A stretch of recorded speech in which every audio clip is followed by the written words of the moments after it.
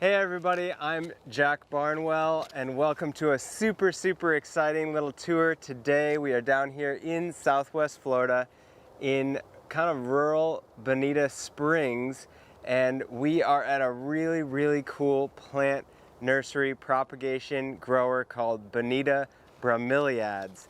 And we're going to link up with the owner who has really transformed this property into this beautiful bromeliad heaven. And we're going to check out a tremendous amount of really beautiful plants, learn a lot about this species, the growing, the propagation of them, and it's going to be a lot of fun. I also have to do some bromeliad shopping while I'm here anyway to stock up on a bunch of product for C3 Gardens. So we're going to kind of hit two birds with one stone, so let's dive in.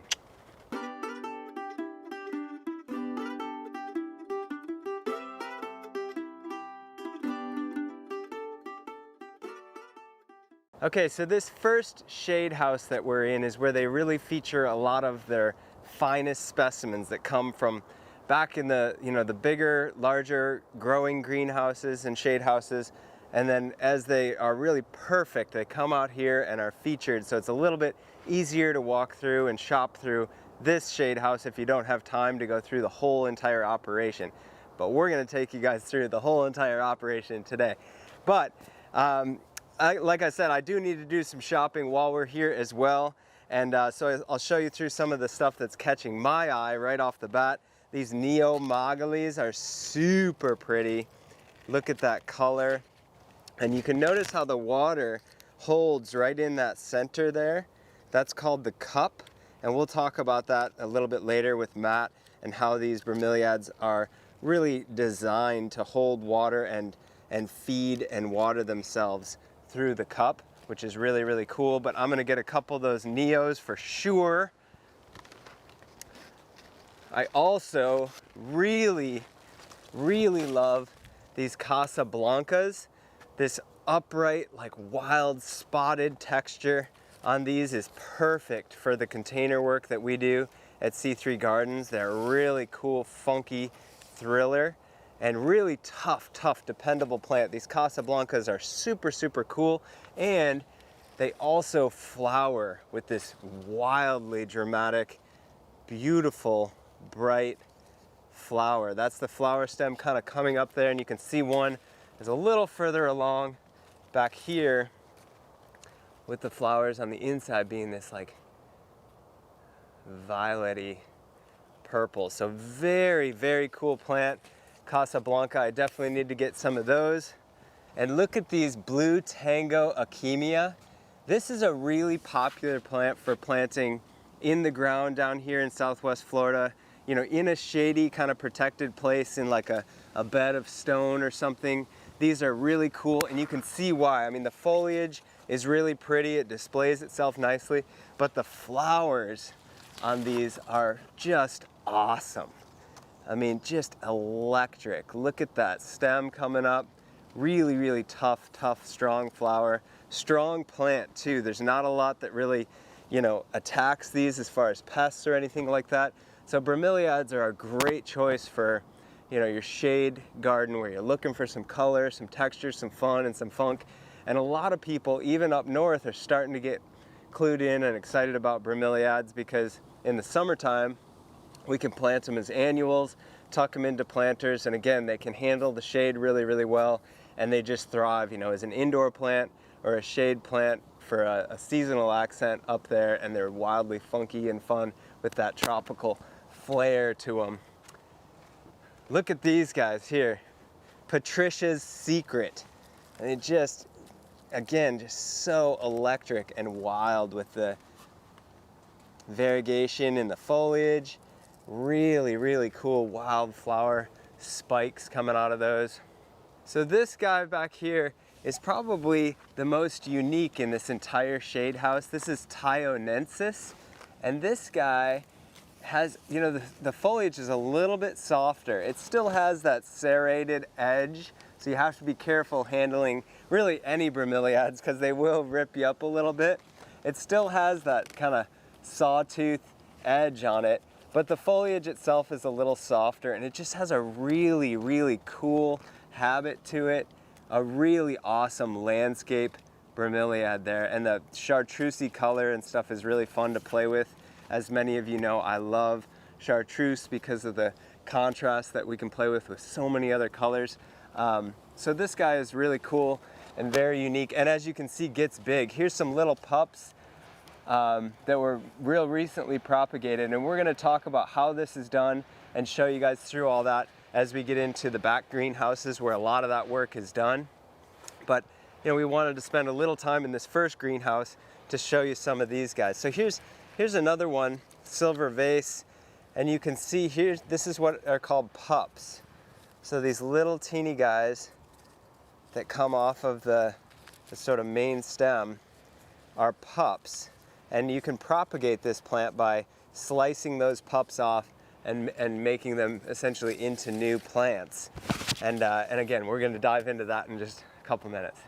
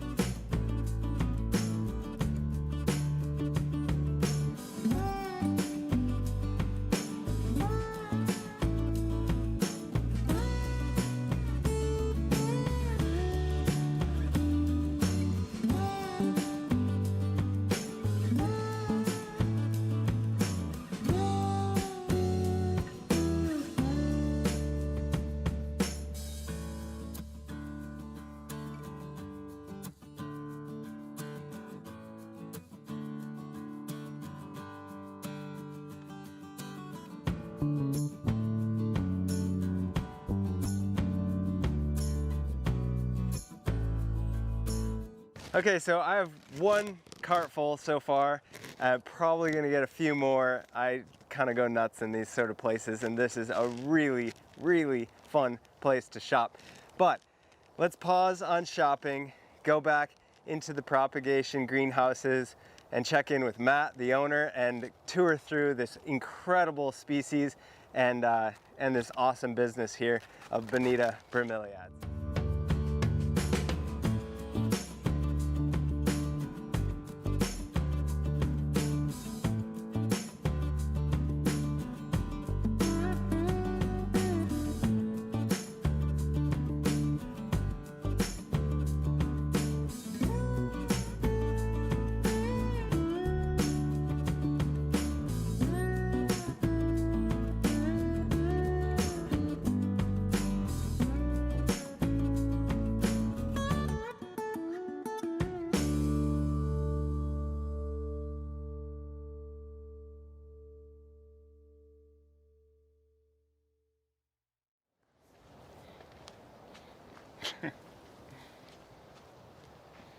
All right, so here we're gonna link up with Matt Bagley, the owner and operator of this incredible operation here at Bonita Bromeliads.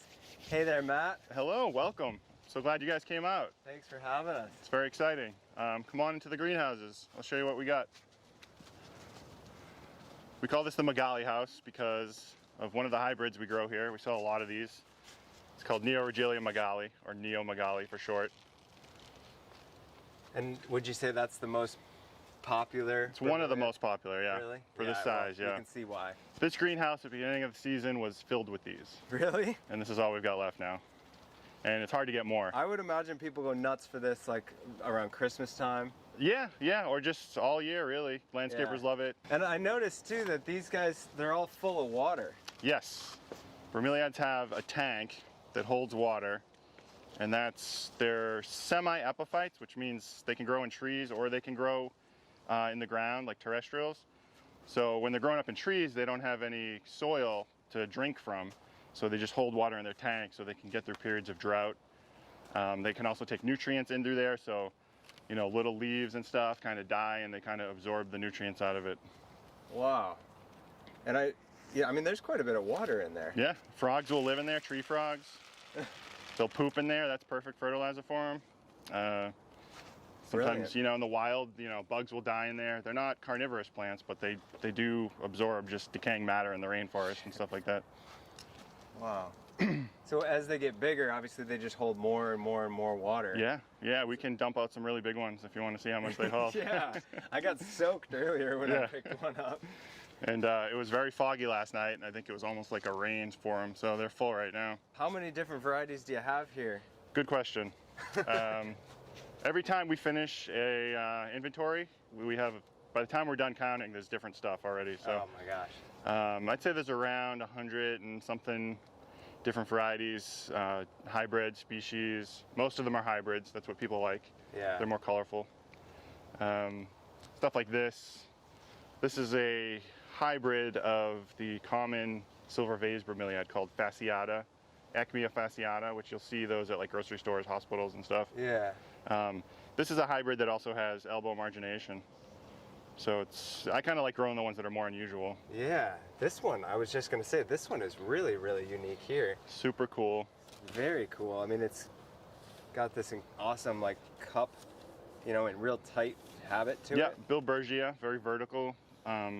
Quite epiphytic. They do better in pots there's actually no soil in these. I'm not sure if you've pointed that out before. This is all just like leaf matter and bark and stuff. So these guys will grow up in like the crevices of trees and stuff. They'll grow straight up, they'll hold a lot of water. These are a type of Bilbergia, which are also called Queen's Tears. We've got some blooming up back I can show you, but they'll put up a flower and it kind of hangs down, and they call it Queen's Tears. Yeah, and you can see here some of the little pups, as you call them, right? Yep. Coming off little of there. offshoots coming out. And here's another one with a nice healthy pup coming off of there, full of water. And these ones will bunch up. You know, if you let them, you'll get a nice cluster of like 10 or 15. Okay. And the only reason you would have to ever repot them is because they get too heavy and the pot falls over. They don't get root bound. They're totally happy being in a tight little space like that with their roots. That's awesome. And I know that a lot of people, I mean, it's getting more and more and more popular to use bromeliads as an indoor plant because they, you know, they're colorful, they're very easy to care for and stuff like that. Yep. What would you say is the best, you know, variety of bromeliad to use indoors? Either an Acmea or a Neoregelia. Pretty much anything in this house is great for indoors. Wow, that's. But a lot of different things work indoors, especially if you have morning sun coming in through the window, or if you could put in like a high color temperature LED light, like 5,000 K or higher. They really like that. I have customers that live in like Minnesota. They say in the winter they move all the bromeliads into the garage. They just put in these cheap regular LED lights, 5,000 or higher, 6,500 K, and they just grow them all winter long in their garage. No problem. And they put them out in the spring. Wow, no kidding. In Minnesota. Yeah, yeah. That's awesome. Oh, here we got some Queen's Tears blooms coming in. This is related to that other one you were looking at. We looked at some of these in the first greenhouse that were blooming. This These one's are just starting to bigger, pop. though. Go there, see the little. So that's going to come up and hang down. So these work great actually in hangers because the blooms hang down like that. Oh yeah, I didn't even think about that. Like in a little hanging basket or something like that, it could arc out and spill out. Yeah, it's really, really So cool. There's another one back here. They're just getting started. Oh yeah. Most bromeliad blooms last for months and months. However, these only last a few weeks once they're mature.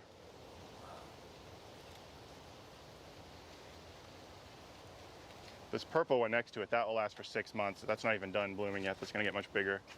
6 months. I mean, oftentimes I get clients asking me to, you know, what's the best perennial or the best shrub that I can plant that's going to bloom the longest, you know, because everybody wants flowers, right? They want color, but they, you know, if it only blooms for a week or two, it's kind of a dud, right? So 6 months, I mean, You get a lot of value, a lot of bang for the That's buck it. there. And then in the following years, you'll get a nice cluster and you'll have multiple blooms coming out of it. Yeah, because it'll just keep sending pops and be like a nice, thick, wow. So what zone will most of these bromeliads survive in year-round? Most of them will, the ones I grow specifically because they do well here. This is a 10, or arguably a 10B. There are Bromeliad societies up in Orlando. They do pretty well. It's a little bit tougher up there for outdoors. Down in the Keys, you can grow anything. There are Bromeliads that are so tropical that I can't grow them here. Really? Yeah, so I'll get in some exotic stuff sometimes. It doesn't do so well. Yeah. I just won't keep growing it because I don't want, you know, to cause my customers any more trouble than they need.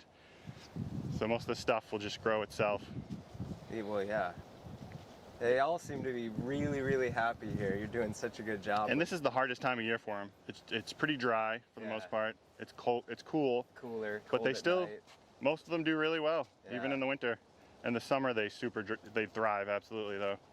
So these big ones, these are more of a sun-loving, like landscape style bromeliad. Yes. Here, right? All bromeliads will do great in morning sun.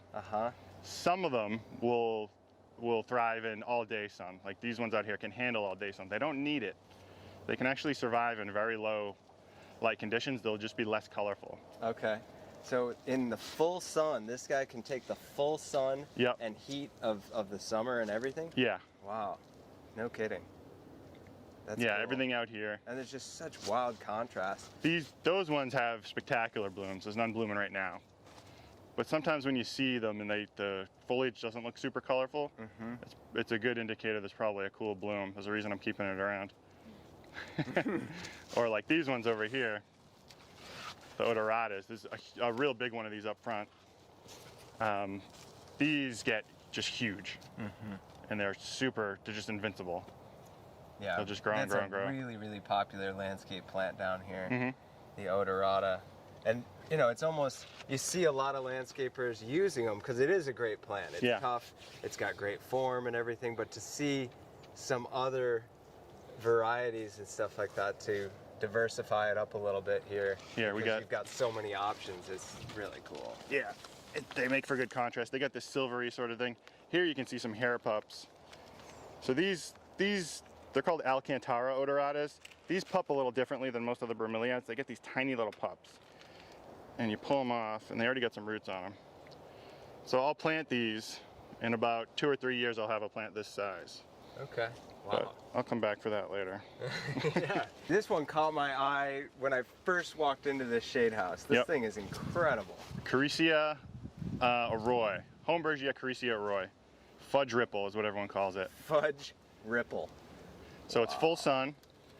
And these ones, especially like if you hold up the one next to it, see all the ones hanging down? Yeah. So these ones are ones I recommend in hangers or mounting to a tree because they're supposed to have these hangers, right? You're not supposed to cut those off on this variety. So you have a vertical going up and a vertical going down. They look really, really good mounted in trees. Oh yeah. You can see how they, you know, they really open up like that. Excellent for palm trees. You can just tie them on there with some landscaping wire and they'll attach themselves after a month or so. Yeah, that is so cool. And this one, so all of these really are showing that they've got some pretty solid and significant pups going off of them. Yeah, we can trim some of those off if you'd like. Sure. Show you how to propagate. Yeah. Do you want to do one of these? Yeah, absolutely. Okay, cool. We can pop right over here.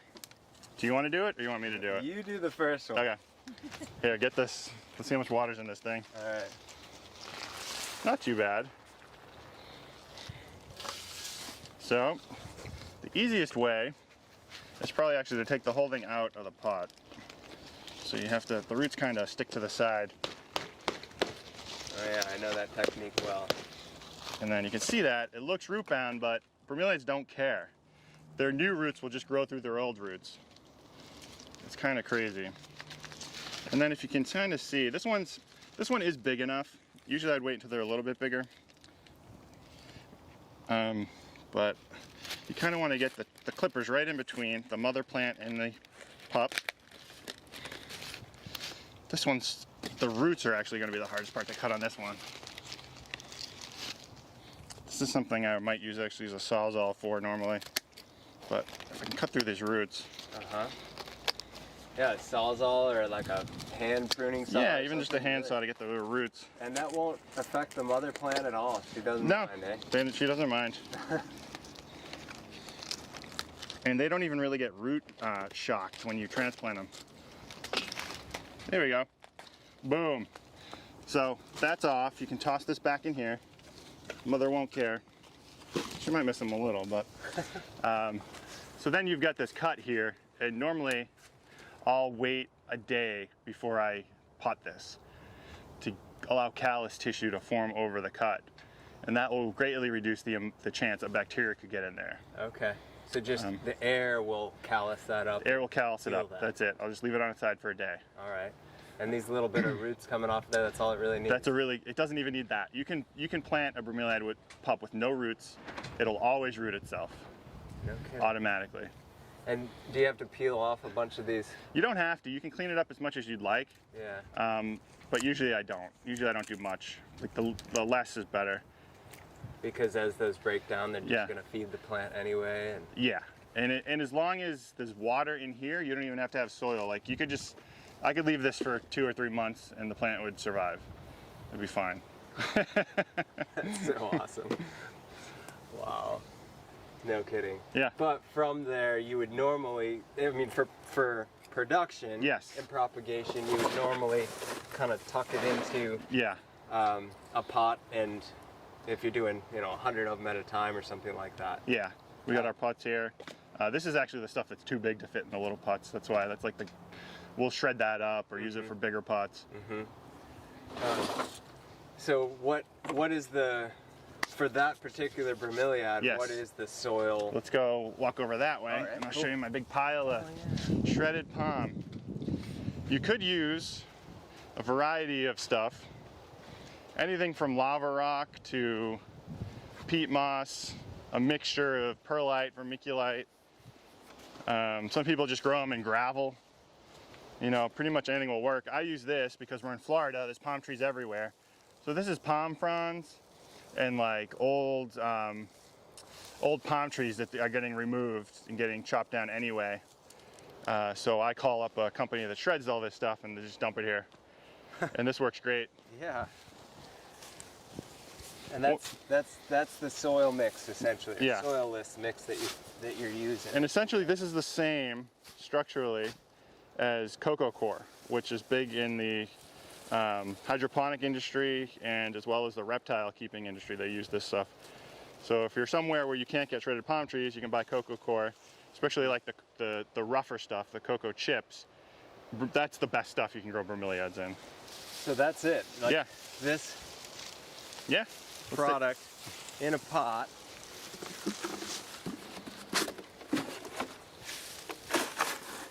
Packed in there. Yep. And that little pup Oh yeah, he'll root right in there. root right in there and be happy as heck. And usually, because the cup is where all the water is stored Yeah. anyway. yeah. So it doesn't for the most really part. matter if there's any moisture in here. They do like some moisture in there. The roots will grow better. And but- it'll hold a little bit. Yeah, it will. So- But they don't like soggy stuff. Like if you just use regular dirt, Yeah. that could cause rotting in Okay. certain varieties. Okay. Yeah, this is obviously gonna drain like crazy. Instantly, yeah. And breathe really, really well. Awesome. Hold on, but you gotta see these. This is another one that I'm not selling. But it's my favorite. You gotta see these Look because at you this. can't have them. Look at this. Someday I'll be selling them. I mean, This they're, is definitely your favorite. they're just starting to get this red color in. These are Alcantara Brasiliensis red, Oh my god. which I have not seen at any other nurseries. I got some of my plants I get from collectors that I found through Facebook or. And these don't have any of the thorns on them at all. Yeah, Alcantaras are thornless. Wow. They're related to the varieties, which are in the front house, which are very delicate. These are like the tough version. They branched off from Variesia and they became full sun, large. They grow on cliff faces, Really? in rocks, yeah. You'll see like in Brazil a mountainside and these will just cover it. in the little cracks between the rocks. They'll be growing out of it. Jeez Louise. And you only have these 5 or so? Yeah, and then this is my other favorite. These are Cacarodon Giant, Cacarodon Tiger, that's that striped one. I like the tiger. Cacarodon Silver, and then we got rainbows up back. I'll show you Cacarodon Rainbow. Look at how big these spines are. So the legend goes, all these Cacarodons were found in a garbage dump in Brazil growing at the dump. And no one's found them anywhere else in nature, supposedly. They're awesome. I really like the tigers. These are Yes. super cool. Super cool.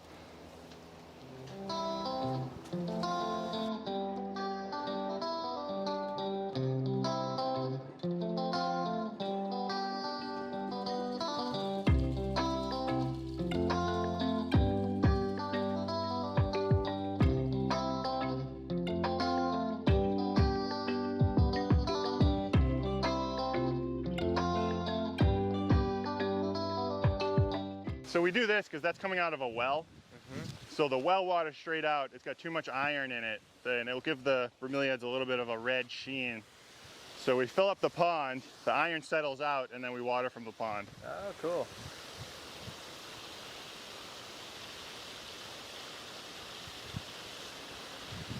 So this is such a beautiful spot out here, and it used to be wholesale only, right? Yes. And now you've opened it up so it's open to the general public. Yeah, People we're can doing come out retail. here and shop to their heart's desire. Oh yeah, they can hang out. Yeah, it's a beautiful place to just hang out. Absolutely. This is an order I got ready. This is going out today. Oh, cool.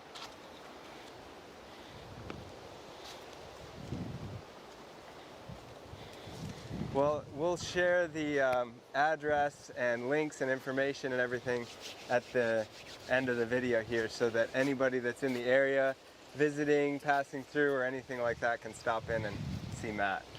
This is one I cannot even keep in stock called Neo Jeffrey Block. I can see why. And these get bigger too. These get like... Yeah, that's cool. And just a little bit of pink on there, super pretty. Yeah, in full sun it will get a lot of that pink. That'll handle full sun. Yeah, Really? that's one of the reasons they're so There's hot. so many more bromeliads that can handle the sun than you'd think. Yeah. You know, this is what you mostly see. Is Right. The, you know, Blanchettiana. Yeah. And these even come in a lot of different colors. That's the orangeade form. Yeah, orangeade's probably the most popular. There's a raspberry form. There's a bunch of new ones coming out too.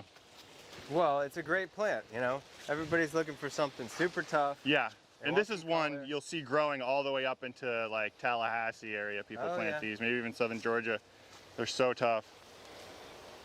So these are the female form of that plant, Androlepis skinneri I was showing you. And we've even got one flowering back here. It's not really a beautiful flower, but it's cool. Mm-hmm.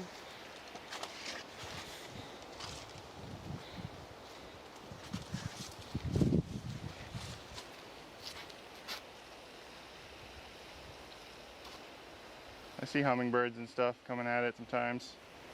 Butterflies like them. And then these are all, this is my collection of the Cacarodon, it's a Neoregalia Cacarodon Rainbow. And you can see they're getting more color back here because they're getting more sun. Yeah, their color's dramatically different in the sun. And these look gorgeous in a landscape. They could use some cleaning up. I haven't been back here in a while, but you can just basically rip the leaves off. You know, the dead ones, they pull right off. Yeah. So it seems like these plants are so, you know, they're easy to grow, okay. easy to maintain. You know, Yes. Why aren't there more bromeliad growers? Why aren't there more people getting into it? It's getting more popular, Is it? absolutely. And there's more hybrids coming out every year, you know. It's certainly, it goes in phases. Like landscaping is like fashion. So they were really big, you know, back when they were first brought back from South America in like the 1940s, right? They got huge for a while. They kind of died back. They came back in the 60s. In the 80s, there was a resurgence, and now it seems like there's another resurgence Okay. coming around. Yeah, I mean, anybody's looking for plants that are drought tolerant, you know, water savvy, and give you a lot of color with, you know, not a lot of fuss. Yeah. So kind of a great solution plant for a lot of places down here anyway. I was planning on growing, when I got this place, different types of plants and stuff, but I just love bromeliads. I just fell in love with them so much. Everything else I was growing, I'm like, nope, more. We need room for bromeliads. Get rid of them. Yeah. Like all these cactuses and succulents. I'll keep some cactuses because I love them, but succulents I'm getting rid of. If you want them cheap, I'll give them to you cheap. But I need all this space for bromeliads. I've never really loved cactus. They're tough in South Florida because of how rainy it is. Yeah. So I've been experimenting, and some of them do well. So it looks like a whole lot more bromeliads over here too. Yeah, this is our propagation area. I didn't want to be propagating anything in the greenhouses. It felt like a waste of space. And this was all invasive, basically Brazilian pepper over here. So I just had it cut all down, and now I got all this space for all my propagation. So all of these plants are just sitting out here doing their thing. Yep. Waiting for a home. Yeah, and they'll do just fine. I mean, you throw these big ones on their side, they'll pop faster because they want water and they know they have to be facing upward. Oh. So basically that mother plant shoots out that pup just to catch water for itself. Oh, brilliant. Yeah. Okay. Yeah, so all of these are thrown on their side on purpose. Yes. Because then they are shooting a lot of pups out. You can't do it with all of them, but these big long ones you can. And then you can come through and just slice. Yeah, yeah. Something that size ready. It's ready for a 3-gallon pot. Oh yeah. These are really pretty. Yes, these are super cool. That's really, really nice. Yeah. And really, you know, once it's cleaned up and stuff, that's a nice looking little plant. Yeah, yeah. They got thrown out here because they were got junky looking, but the pups will look good. Yeah. This is like a voodoo doll, variegated voodoo doll. Yeah, I don't think that looks junky. I mean, shoot. Now it doesn't. It did when it got thrown out. Because like this was the new growth when I put it out here. Yeah. Now it's got fresh. Yeah, like these are starting to look really nice. They look really good. And so just sitting out here, none of these are in pots or anything. Yeah. They're just sitting out here with a little bit of natural leaf cover and everything like that, keeping them happy, and you can see they're sending out pups like crazy. They just grow. And we do have some irrigation here to encourage pup growth, but I'll show you some areas where we have no irrigation and they're still growing. Just a little bit slower. I was here for 2 years, and the hurricane came in, blew down all the tables, knocked over all the plants, filled this whole place up with water, like 2 feet high, 3 feet high in some places. And I basically lost all the plants I had been saving up for those 2 years. And I couldn't even work here. None of them were salvageable or anything? A few things, like the Blanchedianas, they're invincible. Yeah. But most of the stuff, like the shade cloth blew off, so the lower light ones got burnt, and the rest of them just fell underwater. And the water was here for months and months and months. Oh my so I couldn't even gosh. come back here to work and clean up for like at least 3 or 4 months. Yeah. So it was pretty rough, but I kept going and I'm open again. So that's good. Wow, I guess so. It looks beautiful. I mean, it really, really looks beautiful. It's such a treat to the eye to be able to walk through here and see all this color. And, you know, I've been down here now for 6 or 7 years with my C3 Gardens company, and we use a lot of bromeliads in our work, but I had no idea there was this much variety, and that frankly there were plants that could be, you know, this perfect and this well cared for, because a lot of the stuff that you find, you know, in most of the nurseries and stuff like that is not nearly this good a quality. Yeah, especially the big box stores, they don't really know how to take care of them. No. Like you'll see them under like just shade. So as soon as someone brings that home, and even in morning sun puts it out, it's not going to be used to the morning sun. Right. And it's going to burn or die. A lot of them come pre-killed. Well, and they're packed in really, really tightly and stuff like that, so they don't have a lot of air. This is one of my best customers over here. Jackie. How much do you love Bonita Bromeliads? Yes. The best ones. The plants are in terrific shape. Always, they're never ratty. They're such a variety.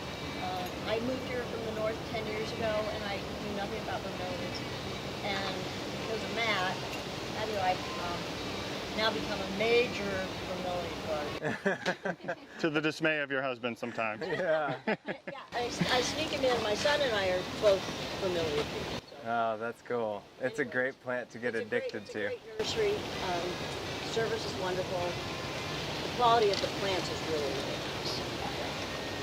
We're big fans. Thank you so much. Okay, well, I've got to finish up some shopping to get my truck loaded up for things that I need for C3 Gardens. A huge thank you to Matt for this incredible tour of Bonita Bromeliads. Again, if any of you are in the area or planning on any travel in Southwest Florida, be sure to stop by and see Matt and check out this incredible operation here because it's definitely a sight to see. Come on by.